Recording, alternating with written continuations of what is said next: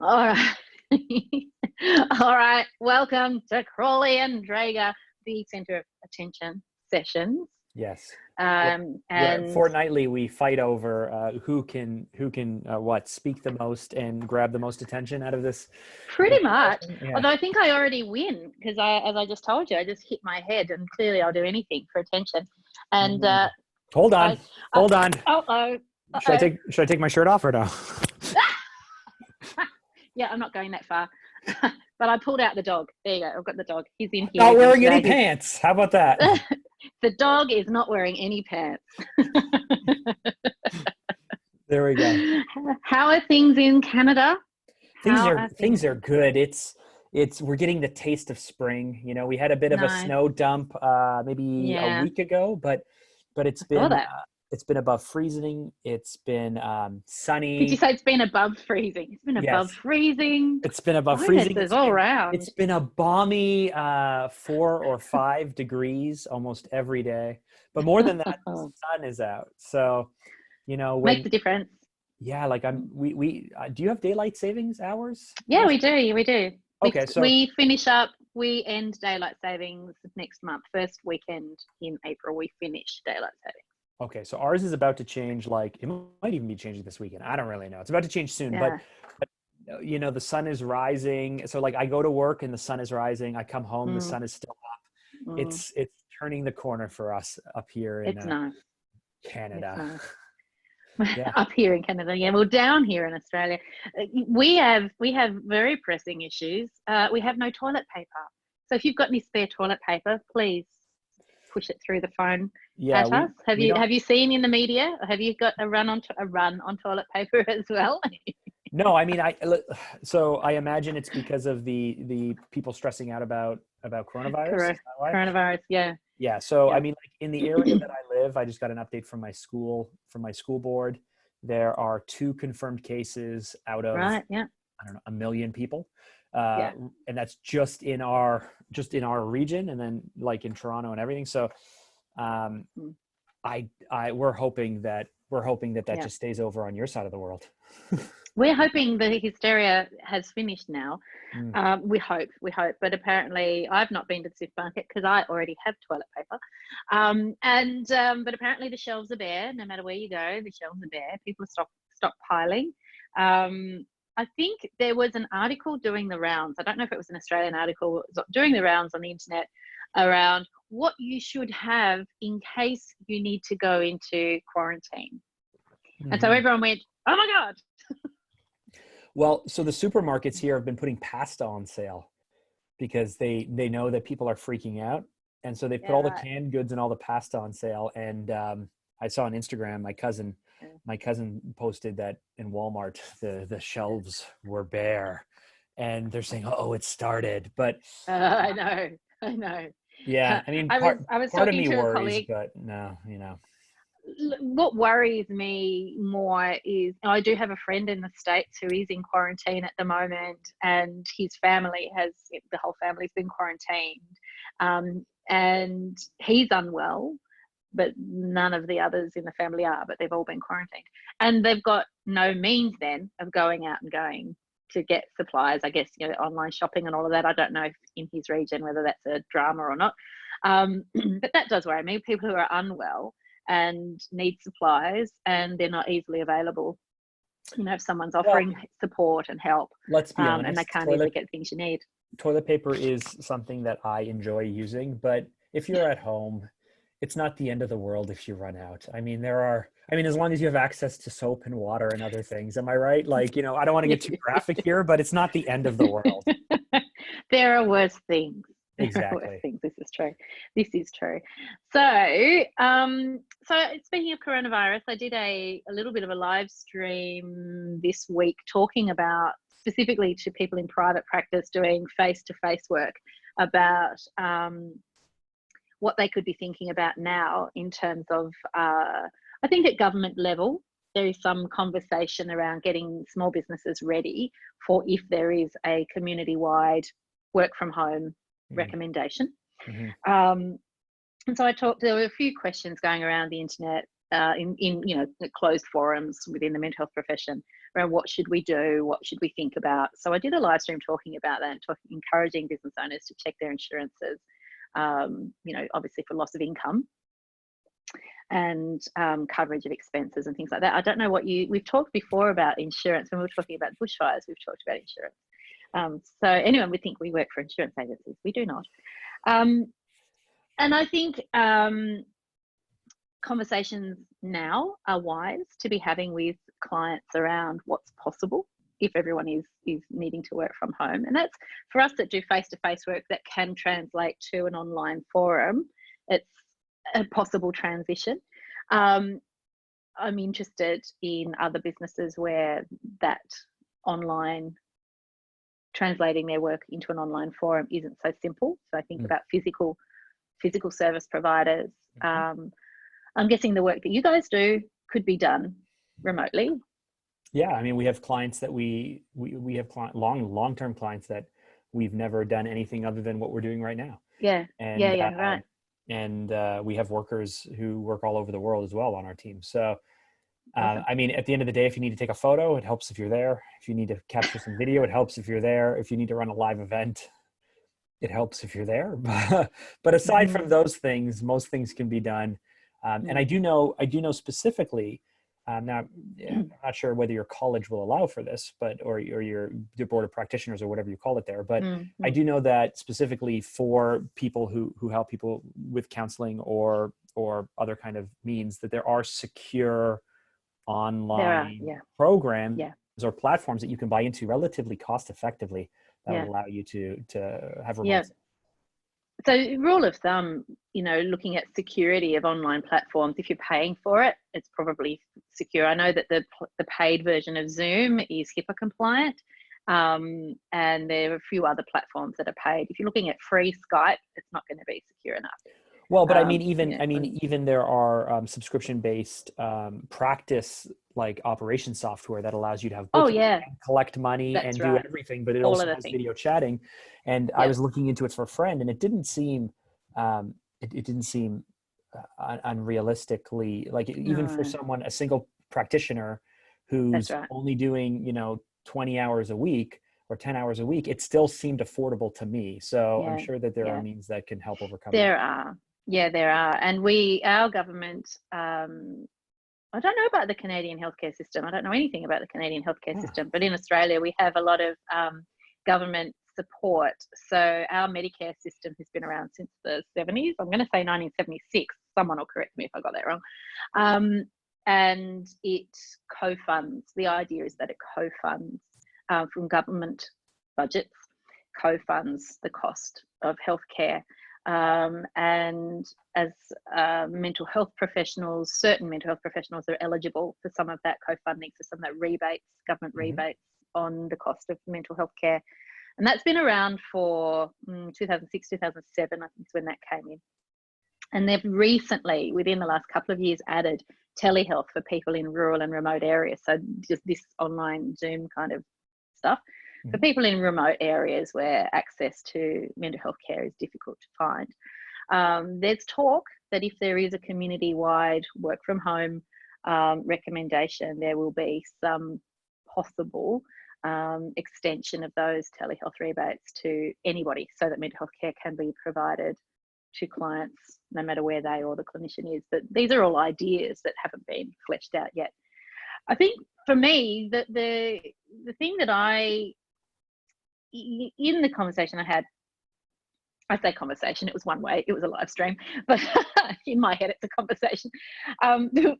One of the recommendations I had was for all businesses really to be exploring what elements of their service can be provided online. And I don't think that's a harmful thing. I think it's a great opportunity. So coronavirus, if it does, anything positive in terms of business, because it's going to potentially have economic impacts on businesses. But the positive to come from that is it's giving us the opportunity now to start thinking about, well, what elements of my business can I be more flexible with?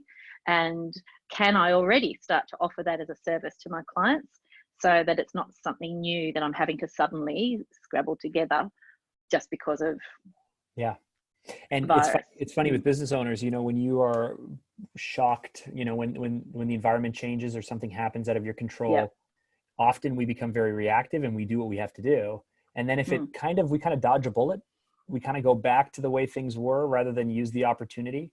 You know, I can recall, many years ago now, maybe 6 years ago, 5 years ago, I had a long time previously, I had entered into an agreement with another company, and like a supplier agreement with a company. And part of that agreement had a non-compete clause. And now I had done a very good job of negotiating what would include in the non-compete and what wouldn't. And so I was very clear that the type of services we were offering wouldn't. And so we started working with this other company for like years, like 3 or 4 years.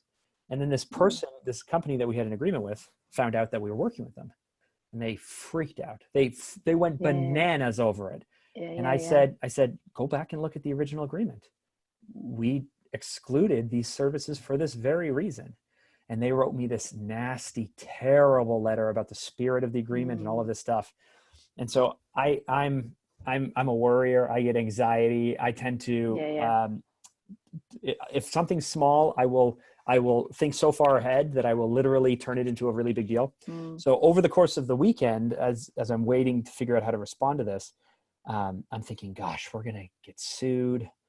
Okay, if we're going to get sued, what's going to cost us? How would this hurt revenue? What kind of distraction is this? And I started just like playing it all out in my head about how terrible this was going to be. And then I got to the point where it's like, how do I limit exposure? How do I reduce my overhead? Okay, I have a big team. Who do I have to let go on my team? If I'm going to stay going, how do I let go? And then I was working with a business coach at the time, luckily, who used to be a lawyer. And I called him up on a Sunday and I said, I'm freaking out about this thing. And he looked at it and he said, there's nothing here. There's nothing here. Here, let me draft a response for you, Mark.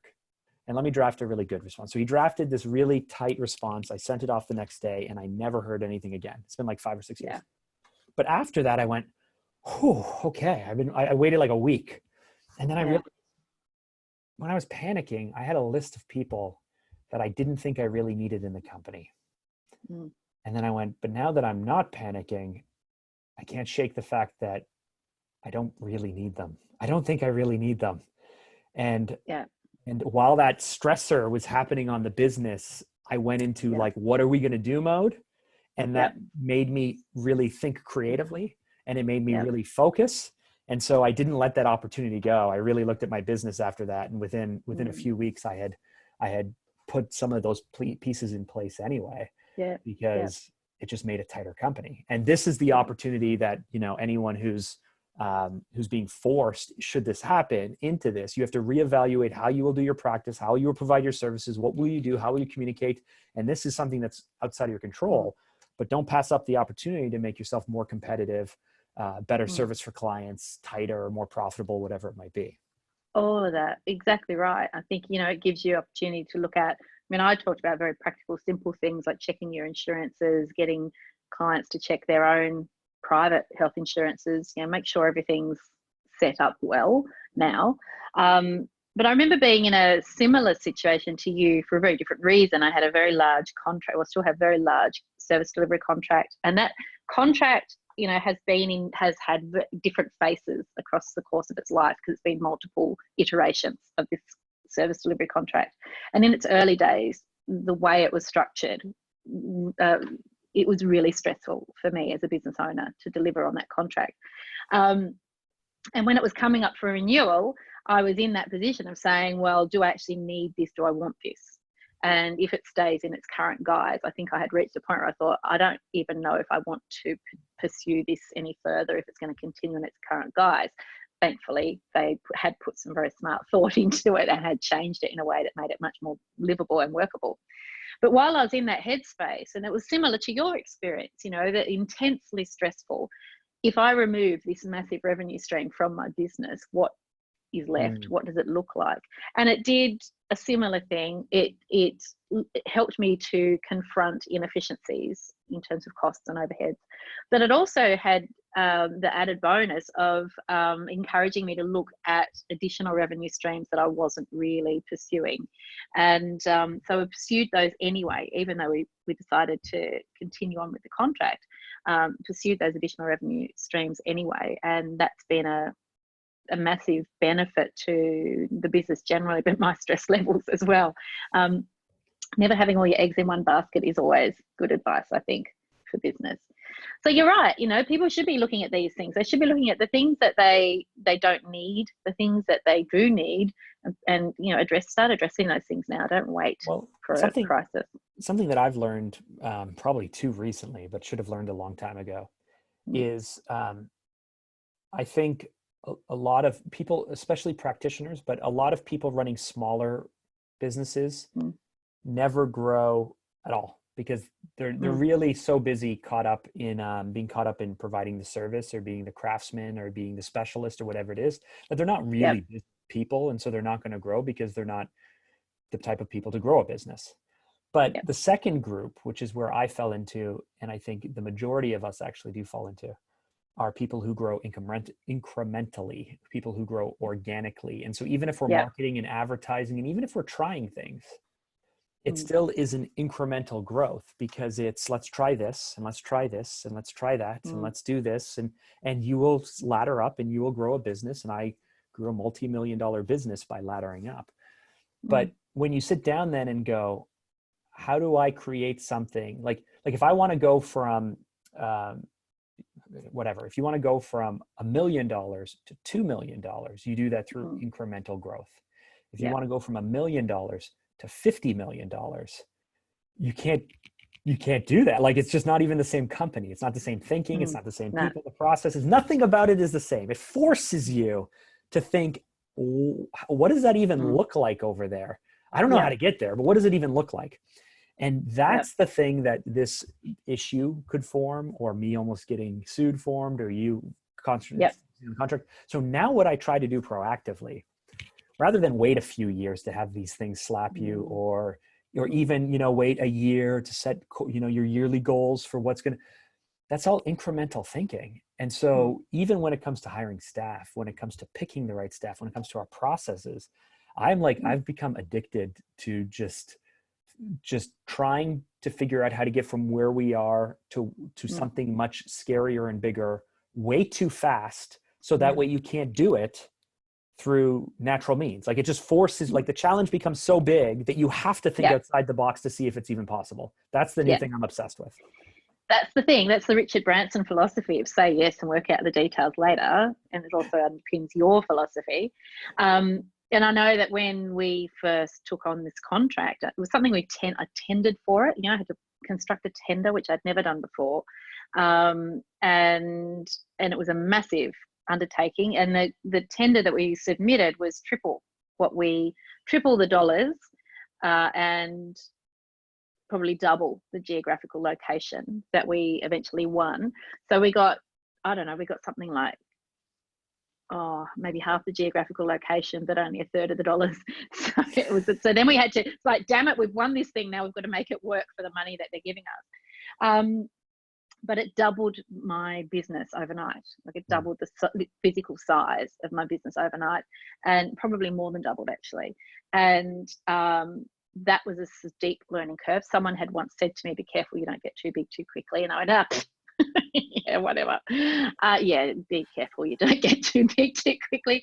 Or if you're going to take a giant leap like that, get some support. I mean, at that time, I had no business coaching, no support whatsoever, other than, luckily, I had a very good, and still have a very good accountant who's also, knows all of these things.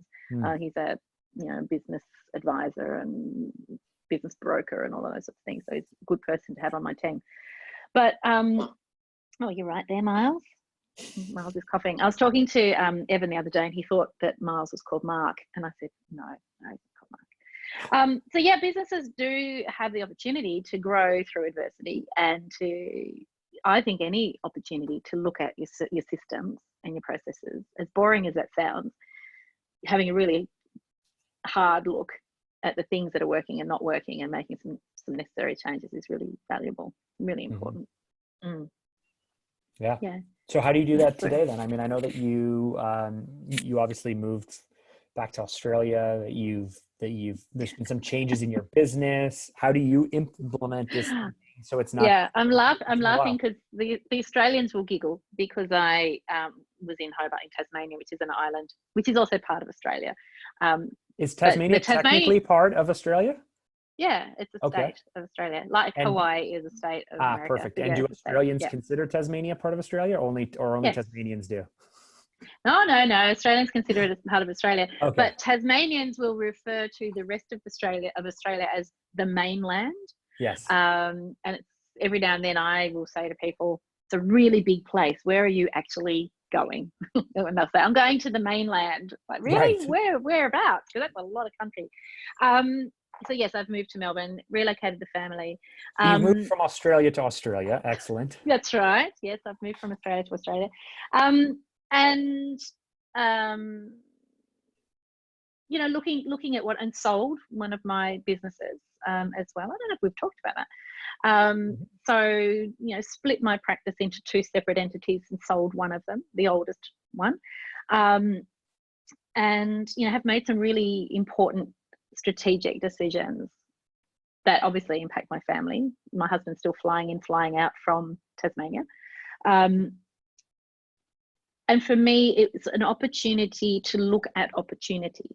So living in a smaller community where I had geographically done pretty much all I felt I could achieve geographically in Tasmania. I was happy with the achievements I'd made there and very grateful for the community supporting, you know, my businesses down there. But in terms of the next stages of my growth as a business coach, I needed to be amongst larger businesses. So, and more of them, more variety. So, you know, this morning I had a text message from a friend whose husband has business interests in the US and has developed a mental wellbeing app. Wants to involve me in that in some way. Those conversations pop up now that I'm physically here. So strategically, you know, thinking about how I do things differently. Right down to the apartment we chose. I chose this apartment because of the meeting rooms on site, and they're beautiful meeting rooms. I'm running a workshop, a 2-day workshop from one of the meeting rooms here at the end of this month. Also looking at, you know, I met yesterday with the videographer. I had looked in Tassie and had really struggled to find anyone who looked like they fit the bill for where I wanted to level things up to. Met with him yesterday, kindred spirit. We were talking the same language, bouncing ideas off each other, you know, beating each other to the end of sentences, sort of thing, in terms of where this is going to go. That is a unique challenge with you. Well, you put two Australians who can talk 10 to the dozen together and you're bound to finish each other's sentences. So 10 to the dozen? That's not a saying I've ever heard before. I don't even know what that means. It's fast. It just means fast. Okay. Talking, okay. 10 talking to the dozen. 10 to the dozen. Yeah. Okay. Yeah. For everyone else's, yeah, anyway. And, you know, so all of those opportunities. So moving to Melbourne, it meant exposure to bigger challenges as well as bigger opportunities. So, you know, I think it's very easy for people to fall into habits with their businesses and say, okay, I'm doing this thing and it's going really well. I'll just keep doing this thing forever. And then before you know it, you're either bored or burnt out or both. Or the market shifts on you. I mean, that's something that people don't even anticipate. It's like, oh, this is working. And then 3 years later, they go, why isn't it working anymore? Exactly right. So, you know, I mean, with what I do, and the reason why I'm speaking with the videographer about leveling up my video content is because I'm not going to sit back and rely on Facebook and live streams forever to promote the work that I do. Right now, I use Facebook as my second office. You know, I run programs within closed groups on Facebook, and the content is delivered via live stream into the closed group on Facebook. If Facebook closed tomorrow, it went kaput, you know, I would, you know, I'm already starting to think what that would look like, but, you know, it would make a massive change, an overnight massive change to what I do and how I do it. I would get around that. That's not a problem. That's why I'm meeting with videographers and doing all the different things that I do. But yeah, it's not smart to rest on your laurels, especially in small to medium business, you know, because a small change can have a big consequence. There's not so much wriggle room. There isn't, and yet I've always been so catastrophe focused, waiting for the shoe to drop, waiting for things to go wrong. You know, like I naturally was that way. but I've actually learned that in a small business, we only have whatever 18 or 20 staff, so we're a small business. But I was reading the other day that anything in the States, anything less than 1,000 people is considered a small business, which Really? is bizarre to me that you could have 1,000 people and be not before you threshold to medium-sized business. But I think it's 15 here.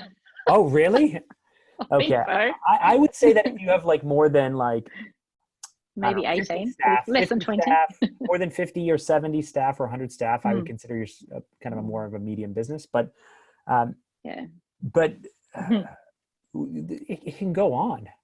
And that's the thing. It's like stuff can go wrong and staff could go wrong, and you could lose your office and you could lose lots of stuff, and you could go out of business and you could wait a year and then you can go like this and decide I'm coming back, and suddenly it's back. And so as long as you're willing to take the bumps and bruises along the way and not give up, and that's it. You're good. And that's the mindset stuff. That's where, you've got to be fleet-footed. You've got to be able to jump like you're walking on hot coals. You've got to be able to do that. If you're not interested in doing that, if you want to just sit comfortably in a chair and do the same thing every day and have it be the same forever, you might as well go and work in a safe job somewhere. Start a business. Exactly. But if you're okay with change and you're okay with hopping from one foot to the next and dodging bullets and all of those things, it's a bit like being a superhero, in that sense. There's a lot of action and it's fast paced sometimes. With the contract I was talking about before, in the very, very early days of that contract, I had hired a whole pre-existing team of people. I think we've talked about this before, and had them leave in very short order to go and set themselves up in their own businesses. It was a very nasty period of time, and they left me with one staff member who was the only new recruit to the team, and it was in Launceston, another part of Tasmania, not where I was living, but we rebuilt. Because it was really, I had to make a decision and I had to communicate with people who had allocated this contract to me. I had to be a big girl, put my big girl pants on and go and have big girl conversations with people about, very hefty contracts and how we were going to deliver on those contracts and how it was going to work while I rebuilt the team. And we came up with a solution and we rebuilt the team, and away we went. And then you get used to change. You get used to crazy things happening. You get used to staff changes. You get used to economic changes. In September. In August, one of our departments, which was only a department of 3, one person was underperforming. One person was a total train wreck, and another person was good but being under-resourced. And there's only a department of 3, and this is not a department where, like, the great thing about running your own business is if you can do all the work. This is actually a department that I built up that I can't do, or I don't do. I don't know how to do it. So I'd have to teach myself how to do it, and I'm not good at it. So, you're kind of like a victim of like, you can only do as well as your team does. And I was speaking with Evan a bit about this, and we literally hit the point where we're like, okay, we have to have some honest conversations with our team members about really how this is going. But then I had like 6 clients that I'm running through my head and going, maybe we should just go to them and tell them for the next 3 months we can't do these services for them because I just don't know how to lie my way through this. Like, I don't know how to keep the charade going as these team members, one left on their own and found another role. The other person had to leave. Someone who was underperforming or under-resourced had to start being resourced more. But there was like a 10-week window between the old team and the new team coming in. And ultimately I had to just call the clients and say one of them we paused and they understood. The other one we said, listen, we're on top of your stuff, but you're going to start to see some cracks. I'm just telling you, you're going to see the cracks. Don't worry. I'm on it. The team is on it, but we're down people. And so everything is going to happen. Don't worry. We won't bill you for this month if you don't want us to, like, whatever it is, but just give me 8 weeks so I can get this rebuilt. And we have a stronger team than ever. And they loved the honesty and they appreciated and they felt like they were on my side. They're like, go Mark. Right. Exactly right. And I find that most people, like whether it's business associates, whether it's clients. I mean, we're dealing with clients with mental health concerns, and you know, when we've had staffing issues where we've had no one to deliver the service for however long it was, you know, we spoke with the clients and we said, we can make sure that you are receiving treatment. It might not be with us, but we will make sure that you're looked after. And we kept in communication with them and kept them updated with what was happening. Some of them were okay to have a break from therapy and just see where the cards landed. And of course, then we got in touch once we had more team, got in touch with them again. And some of them said, you know what, I'm actually doing okay. And others said, yeah, look, actually good timing. I'm ready to come back in and get some more help, and I'm happy to start with somebody new. So, you know, I mean, I think communication at all levels of business is so important. And I think especially when things aren't going to plan. I often have business owner clients asking me, how much should I tell my team if something's not working or something's not going to plan? How much should I tell my team? And my first answer is usually, well, that's a great question, right? My first question is, how much are you comfortable telling them? And my second question then is around, what's your culture like? And what's your team culture? What's your communication already like? Because if you barely stand off and then you want to go and spill your guts all over the place, that's going to have an impact. That's going to create some instability perhaps. But if you've already got a really good communication culture in your team and you feel that it would be the obvious next thing to do to let them know how you're working through the dilemma, not just we've got a dilemma, everyone panic and pull their hair out, but here's the situation and here's what I'm working on. Have you got any additional ideas that I can add to the mix? That's, you know, so it does depend on the culture as well, but communication is so important. It's really important. I'm not great at that. I'm learning where we are. I know. And look, I mean, I talk about this a lot within the mental health practice. My communication is so we have very much an organizational structure where anybody can contact me anytime. So we use Voxer. I'm on Voxer. Any of the team members can Voxer me anytime if they need to speak to me specifically, but I've made it part of our cultural structure that there are people in place to answer day-to-day questions, because of course I'm not there all the time, so they're not reliant on me to be the source of answers, and they know who to go to. So it's very much generated a culture of communication, but it doesn't have to all sit on my shoulders, because there's only one of me, and we've had times where I've had 20 staff and I couldn't possibly be at the end of the phone to 20 staff all day every day. So that's when you need. That's why I talk about communication culture. You need a Louie. I've got a Lindy. You've got a Louie. I've got a Lindy and a Melissa. But Lindy's sort of Lindy's the practice manager, and so she coordinates. So I'm just letting Miles out. And so she manages the practice and is very good at her job. She's probably not going to listen to this, but I'll talk her up anyway because she's awesome. All of my admin team, Melissa, Lindy, Judy, I love them all. But Lindy's the one I speak to most every day. Yeah. So that's that communication culture. So it doesn't necessarily mean you have to do all the communicating, but that culture and that organizational structure that supports a communication culture. And then what happens if you've got a team member who doesn't participate in that? It stands out. We're very big on culture, and I've always been very big on culture. I'm just not great at establishing it. And I've learned, you know, that because I come across as so blunt, I've spent so much time hedging that that's why we get along so well. Well, I've been told, you know, oh, Mark, you're so direct and you're so blunt and you're so to the point. And some people, and you know, honestly, like I used to hedge so much that I would dance around things and never really be honest with people, because then I remember I had one staff member who said, Mark, you always say what you think. And I thought, no. If you thought I was blunt and direct, wait till you saw what I really thought up here. Let me just open this up and have a look. Yeah, exactly right. You're almost in tears, and I'm being really nice right now.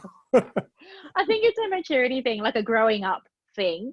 That, you know, when we're young, I very deliberately, and sometimes it means my kids are ruder than I was taught to be as a child. But I very deliberately encourage my children to speak their mind and not, you know, express an opinion. because especially as a girl, growing up in the 70s in Australia, it was very much around children, it was very much be seen and not heard. Mhm. And for women then going into business, it was also be seen and not heard, preferably don't even be seen.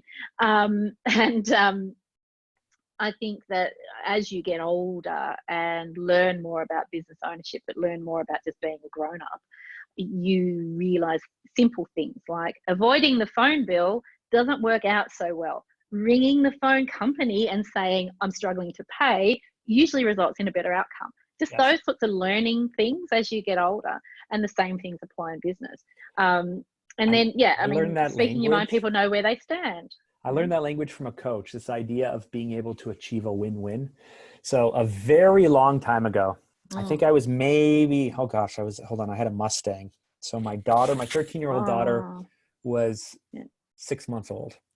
All right. I got a speeding ticket at 10 in the morning when I was going, you have kilometers per hour, right? Not miles? Yep. I was going 61 kilometers an hour in what I thought was a 60 zone, but it turned out to be a 50 zone.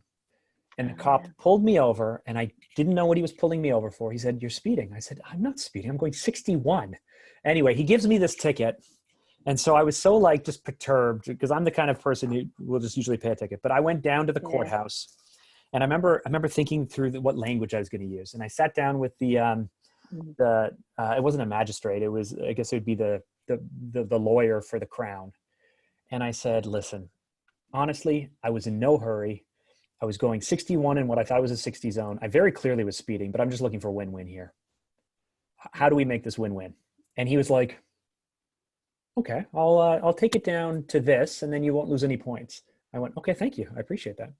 And he went, "Never mind, I'll take it down to this, and then that way you won't have to pay big." I'm like, "That's fantastic. Thank you very much." And then that's what they did. They just made it as easy as possible, because I wasn't there to fight. I was just like, you know what?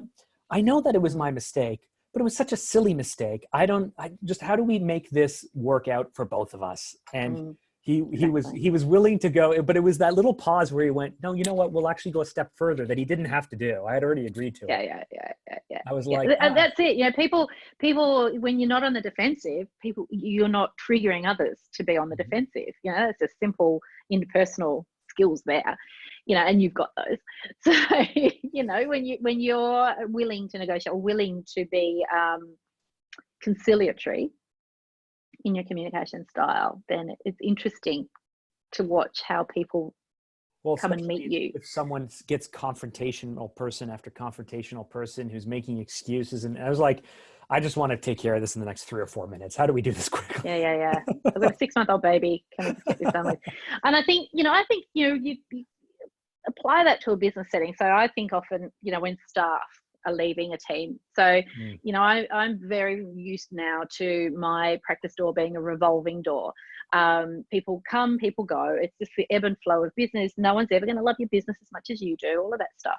And no one's ever going to stay forever. That's not the culture we live in anymore. People don't take a job and stay for 25 years. It's just not what happens.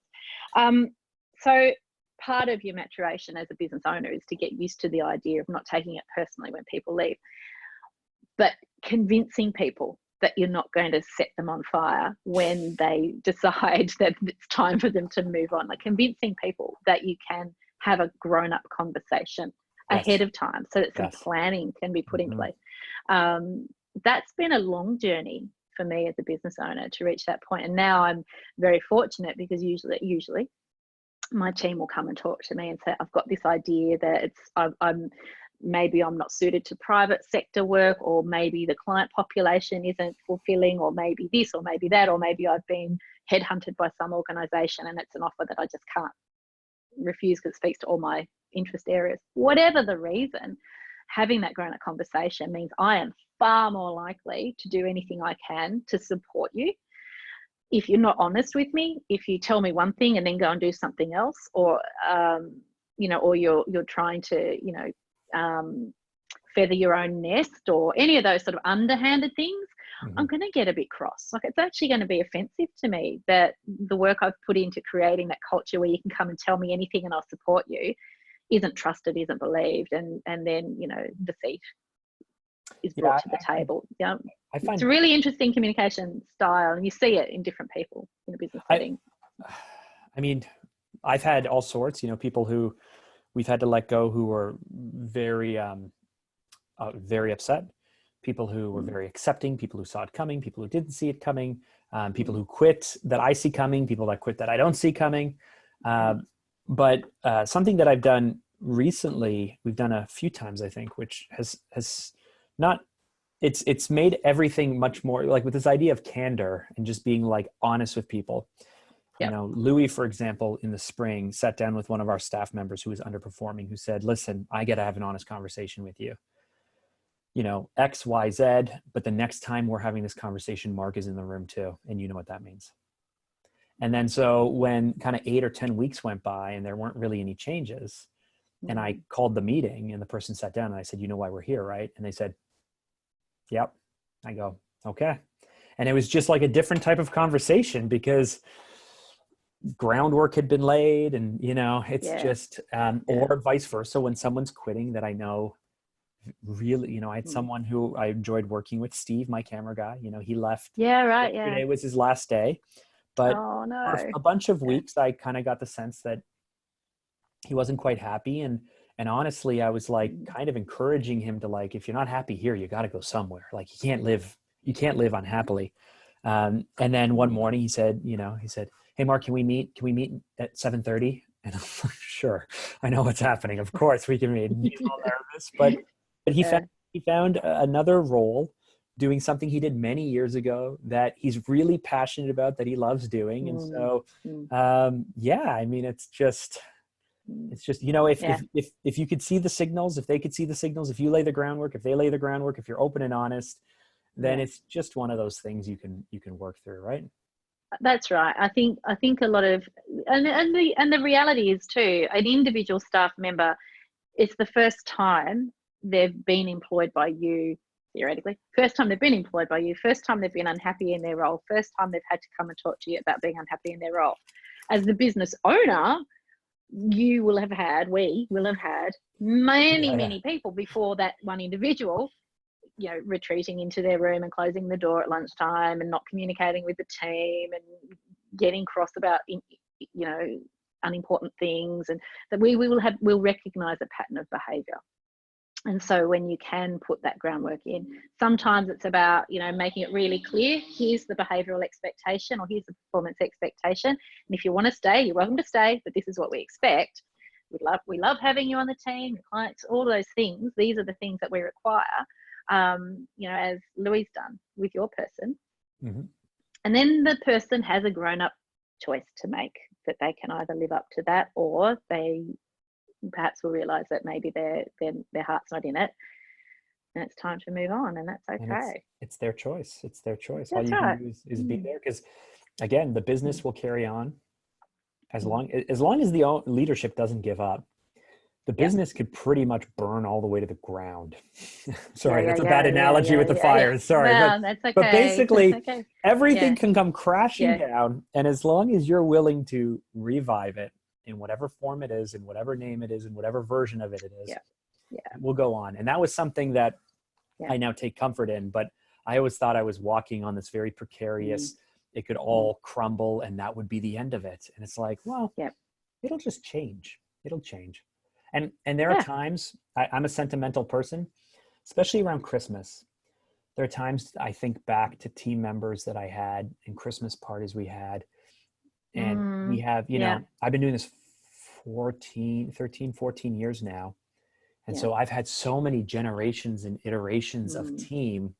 And there are people that I've asked to leave, that I've pushed out of the company that I miss desperately. And so I'm, especially around Christmas, I start to feel really old, and I start to go. Well, Facebook memories has a habit of throwing things in your face, especially on Christmas. Yeah, I only went back onto Facebook this week. I reloaded it up on my phone after a year and a half of having it deleted. Wow, you didn't miss it, did you? No. No, it's interesting. I obviously it's a different topic, but yeah, if it wasn't, like I was saying before, if I didn't have Facebook as a second office, I'm not sure that I'd miss it either. In fact, I have a private profile that's just for family and friends, and I don't even visit that anymore. I'm not even in that profile at all. I'm not missing it. I'm not in there. I'm not posting stuff in there. And I use Facebook Messenger, and I love Instagram, and we have YouTube and LinkedIn, but Facebook I just re-uploaded because I'm part of a few groups, and I used to just log in on my computer, but now I'm like, you know what?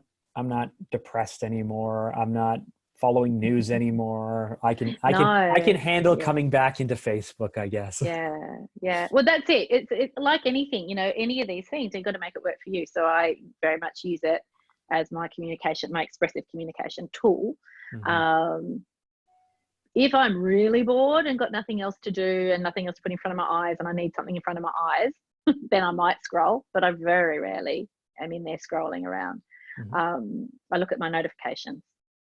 That's pretty much it. Yeah. All right. So we have made some, I'm just mindful you need to travel somewhere else. It might be to bed. I don't know. It's the end of the day for you. We've gone from coronavirus right through solving all of the problems of communication and business right through to Facebook. I think the thread running through, so we won. I think we won because I think the thread running through. Bravo. I'm good at Bravo this. to us. We're awesome. The thread running through is having a good, honest look at your business. And if it's coronavirus that inspires you to do that, if it's an economic thing that inspires you to do that, if it's a staffing crisis, if it's whatever it is, have a good look. Be really honest. Have a what's and all conversation with yourself or with your business coach or your other advisory kind of person or us. Just talk to us. We'll, probably not answer you because you won't actually be in the room, but you can, You can DM me. I will answer your question. Oh yeah, I will answer you if you DM me. But yeah, if you're just talking to me in the room and I'm not actually there, I'm probably not going to answer you. But yes, so that's the thread. If you shout Dr. Tess, she will hear you. I actually won't. But I will respond to messages. Of course I will. Thank you very much. I know we've run out of time. I did have a little bit of a surprise, but I don't know if have you got 5 minutes? Okay, well, because I wanted to follow up on our conversations about bushfires and how I have been following my Malakuta Esky. I haven't had a chance to talk to Vanessa, who runs my Malakuta Esky, because she had a sick child, and I think we've both had diarrhea clashes, and she's in the middle, I understand, of getting her house rebuilt. So she's busy. But what I did do is I bought a couple of Malakuta Eskies, which have arrived. So for those who don't know what an Esky is, it is an ice box that you take to a picnic or a barbecue. We call them coolers. So it's a cooler. Yeah, that's really boring. We call them Eskies. Esky is actually a brand name to do with Eskimos. So it keeps you. We don't have Eskimos in Australia, but we do have an Esky. It sounds terrible, but it's an Australian brand name and it has stuck. So there you go. And I didn't create it. So there you go. Don't blame me. But I agree. It does sound very racist now that I'm saying it out loud. Now that you're describing, you're like, it's an Esky named after an Eskimo. And it has the most stereotyped image of it sounds like the problem. The furry hat. It sounds like the problem that the American baseball or football teams run into when they pick Aboriginal communities and then name teams after them. Yeah. Absolutely right. Here. Oh, look, and I've got a card with my name on it. Which is nice. I'll read that in private. So in my Malakuta Esky, so you can search online my Malakuta Esky. I'll have to tell Vanessa that I'm doing this big unboxing, as it were. And I've bought some things. So what you go and you have a look and you click on the Eskies section where it opens up to all sorts of things that you can buy. And so what Vanessa has done is she's spoken with the local businesses, small businesses. So it might be a little greengrocer who also sells local, I don't know, macadamias or something like that, I don't know, and a little news agent. And so that, for example, there's like a party pack that you can buy of, wrapping papers and confetti and party poppers and all sorts of things from the Malakuta news agent. So it doesn't necessarily have to be Malakuta touristy kind of things. It can be anything to support businesses from Malakuta. So I've got some chili fire salt. Ooh, that sounds good. I know, right? From Screaming Seeds. And I've got a very cool t-shirt which says Malakuta Board Riders, which is quite funny. I will wear this with pride because I was a junior lifesaver when I lived in Queensland as a teenager, which meant that I was training to be an adult lifesaver, you know, for the whole lifeguard, that thing in the ocean. Cannot ride a surfboard to save my own life. So there's that. I've got ice cream earrings, which I won't wear, but I will give to somebody who might wear them one day. So these are just little packs. You know, there's a jumper here. Gosh, what's this?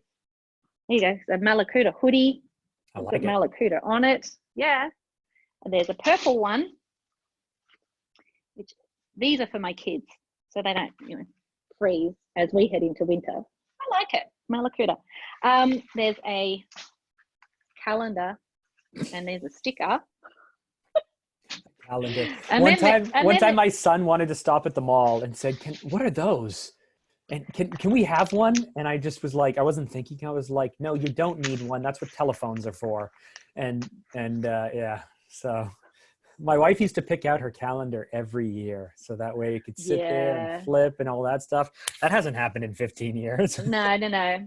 So here's the thing. Moving from our own house in Hobart, which was under renovation. So there were no rules, right? Anything goes in our house in Hobart, which we still have. So I would buy a calendar. I think I'll put it on that wall. And you pin it to the wall. Bang. Here in this lovely apartment where everything is new, we're not allowed to put anything on any walls ever, anywhere, ever. Don't do it. They'll kill you. You'll die. You'll be dead. The walls are white. No. Right? Yeah. So it'll be very easy for you to just plaster up the hole and then paint that patch white. Probably. Yeah, I've got a beautiful art collection in Hobart that I would love to have on the walls here, but I'm not. Anyway, back to Malakuta Esky. Okay. I was going to say, what about tacky tape? What about two-sided tape? Can you tell what these might be? This is those look like sugar cookies. Yes, they are. And if I can just very quickly open the box, this is very interesting for our audio audience.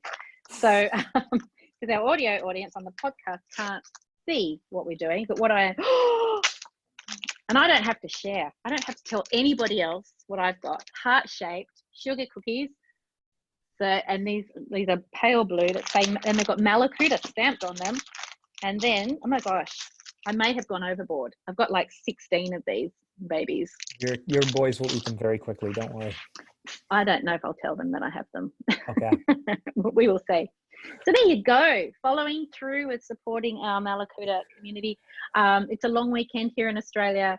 Unfortunately, won't be traveling to Malakuta as much as I would love to. It's a 6.5 hour drive, and we have family coming to visit us this weekend. So it's not going to happen. Well, enjoy. But I think we won. We totally won. Thank you very much. Enjoy. You sleep well tonight. Thank you. I will. I'm getting very tired. Thank you very. Can you see my eyes becoming more and more red as it goes on? I shouldn't have done the unboxing. I think that was what just lulled you into the sleep mode. Thank you, Tess. You have an awesome week. You too. I'll talk to you soon. Bye-bye. In a fortnight. See ya. In a fortnight. In a fortnight. Bye.